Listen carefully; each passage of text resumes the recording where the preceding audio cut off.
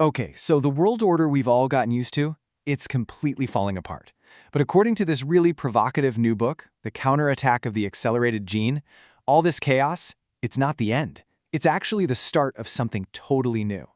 And in this news story, a surprising global power is about to take center stage. So what's the big idea here? Well, for the last 40 years or so, free trade was basically the name of the game. That's done. Over. But here's the twist in the book. This isn't just a crisis. Nope, it's a massive, historic opportunity for South Korea. We're talking about a transformation from just a regional player into a dominant global force, something the author even calls a quasi-hegemonic power. All right, so how on earth did we get here? The book's first big point is this. That whole system we grew up with, the one that's been around for decades, it's not just dying, it's officially dead. And what's replaced it is, well, it's a lot more like a trade war. And this quote from Donald Trump, man, it just perfectly captures the new mindset. The book really zooms in on guys like former trade advisor Peter Navarro, who pushed this pretty radical idea. In this new world, forget permanent allies. All that matters is permanent interests. National economic security, that's the only thing that counts now. It trumps everything else. And this next point is absolutely crucial. According to the author, America's strategy has totally shifted. This isn't just about competing with China in the marketplace anymore. Oh no, the new goal is way bigger. It's about going after the very foundation of China's entire system. We're talking about the Chinese Communist Party itself. And if you want to understand just how intense this new thinking is, the book points straight to Navarro's death by China idea. I mean, he uses this incredibly stark metaphor, calling China an economic parasite. The argument is that the global economy would actually be healthier without China in it. And the book makes it clear this isn't just talk, this is the real ideology driving America's aggressive new stance. Okay, so that's the picture from the US side of things. But this new aggressive stance is colliding head-on with another huge factor. And that's what's going on inside China itself. Now, you've probably heard of the Thucydides trap, right? It's that classic idea from history where a rising power, like ancient Athens, challenges the big dog, like Sparta. And, well, it usually ends in war. For years, this has been the main way everyone's looked at the US-China relationship. But here's where the book throws a real curveball. It argues that China isn't in the Thucydides trap. It's in something far more dangerous, the peaking power trap. So what's that? It's the idea that a country becomes most aggressive right when it knows its power is starting to fade. It gets desperate, and it wants to make its big move before that window of opportunity slams shut for good. The book pulls from other thinkers like Hal Brands and Michael Beckley, and their argument is pretty stark. China has already hit its peak. It's on the way down. Right now, it's facing this perfect storm of a collapsing real estate market, a massive demographic crisis, and just mind-boggling youth unemployment.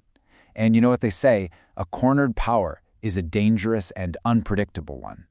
So here's the bottom line. The world is making a huge shift. We're moving away from that old system, the one dominated by China's unfair competition.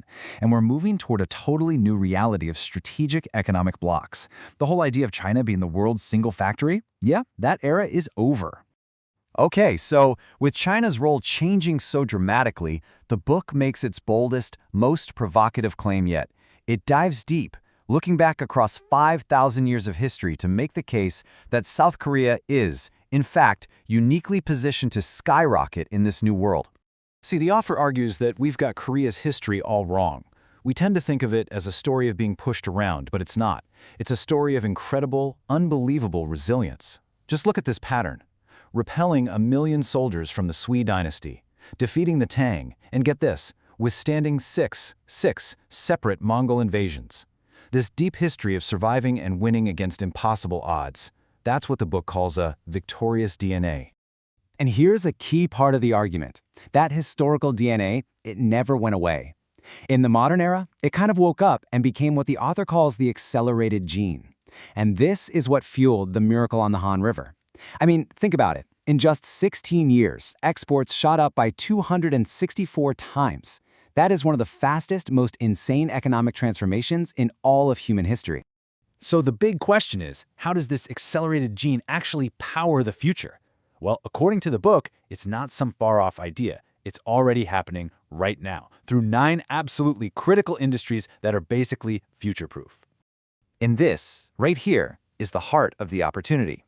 As countries all over the world are scrambling to build new supply chains, ones that don't depend on China, the book argues they're all turning to one place, South Korea.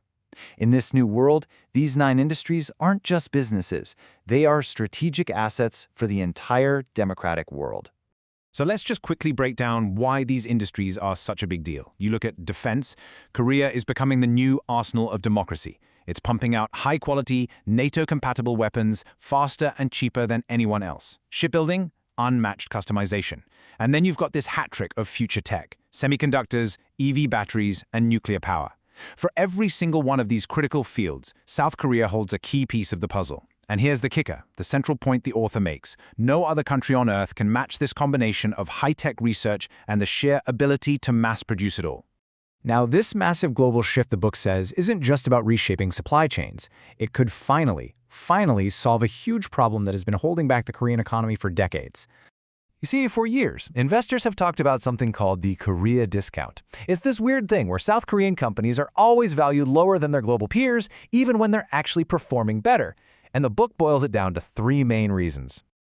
Okay, first up, you've got the super complex structure of the giant family-run conglomerates, the chaebol, that pretty much run the economy. Second, there's a corporate culture that has always been about reinvesting for more growth, not so much about giving back to shareholders. And third, the big one, the constant, massive geopolitical risk of, technically still being at war with North Korea. And this brings us to the book's final and honestly most explosive argument. This new world order is going to completely wipe out the Korea discount. Think about it.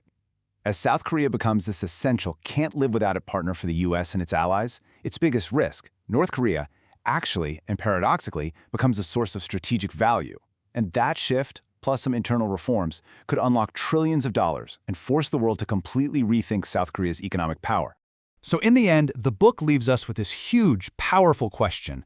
It lays out this incredible vision of a new golden age for South Korea, an age powered by its unique history and its critical industries.